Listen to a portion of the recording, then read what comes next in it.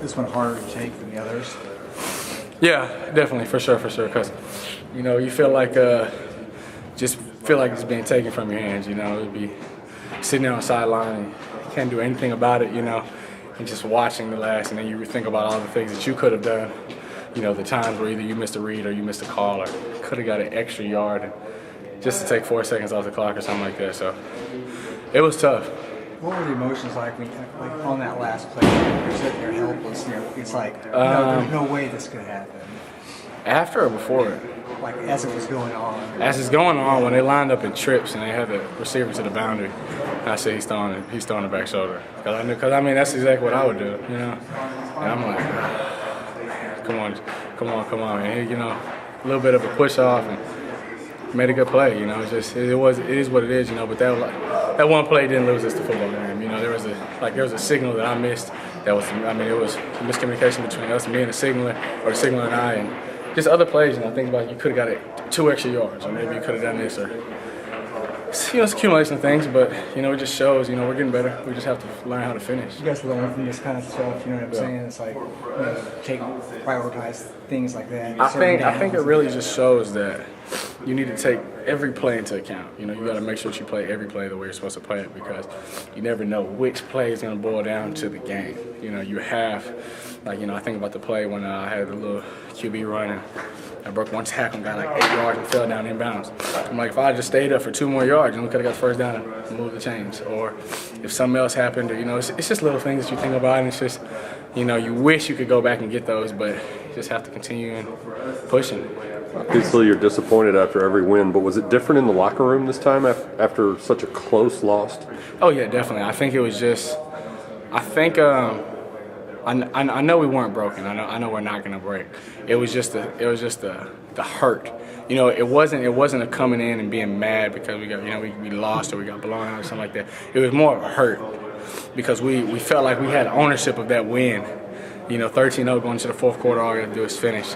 And we're waiting to take ownership of that and find something to hold on to, and then you just kind of feel it like it's just slipping out from your hands. And so it was more of a hurt. It wasn't necessarily a mad or anger, but it was a hurt. You could feel that. What's the key to regrouping from something like that? I think that we're a resilient team. I think we know how to come back. I think that's shown that if it's one thing that we have done all year, and that's progress.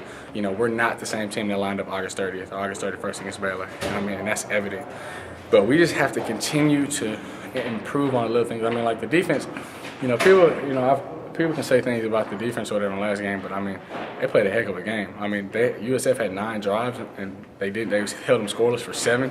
The last 2, they scored, but that's on us. As an offense, we had opportunities that we didn't capitalize on.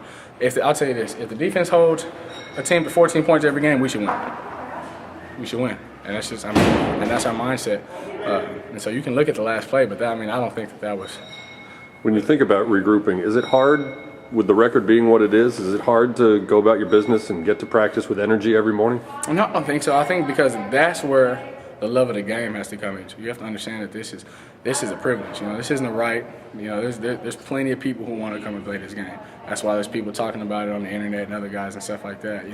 Because there's plenty of people who want to be playing, who want to be in our positions, and shoulda, coulda, woulda, and things like that. And so we just need to make sure that we still have the love of the game and want to have something to play for, have something to get better at every day. And that's where the pride comes into. That's where playing for your teammates come to, playing for this university and things like that. And that's where really trying to get this thing on track and trying to get some offseason, some momentum building into the offseason as well. Do you feel like your mobility has helped open things up? You guys have won a lot of big plays Saturday. I would like to think so. I think that it just gives them something to worry about. I think it's just in the back of their mind. They're like, man, I better not give him a seam because it might. Because it was one of those plays in the fourth quarter where I went up the middle and I got tripped. If he wouldn't have tripped me, it would have probably been a big play. And it's just I heard him just like, watch the draw, or and they were USF was a really, but it might have been the fastest defense we played all year as far as in the back end, and they flew to the ball. They had some fast, and they didn't blitz much. They had a lot of guys, and so they really rallied to the ball. They did not want to let me get loose. I could tell that they were swarming. They were trying to hit me hard, and they were trying to hit me every play, actually. But, I mean, it was I think my mobility definitely brings a different dimension. You know, it's just something to worry about, something to key on, and it frees up everybody else. Given the percentage that you guys have, you and Lawler, why do you guys just run that play every time? I know, right? You go to him each time. Justin, I always make fun of him because because he's a defensive end or defensive tackle, and every time I throw it to him in my mind, I'm just like, just give him something he can catch. Just give him something he can catch. Don't throw it too hard. Just give him something he can catch. You know, remember, he's like, man, I may have the best hands on the team. Like, you're still a defensive end, Justin. You know? Does he remind you though that he was also a really good receiver in high school? Yeah, he's good. I always miss him, but he's actually really good. And I think he's helped us a lot, especially in the block and in the play action game.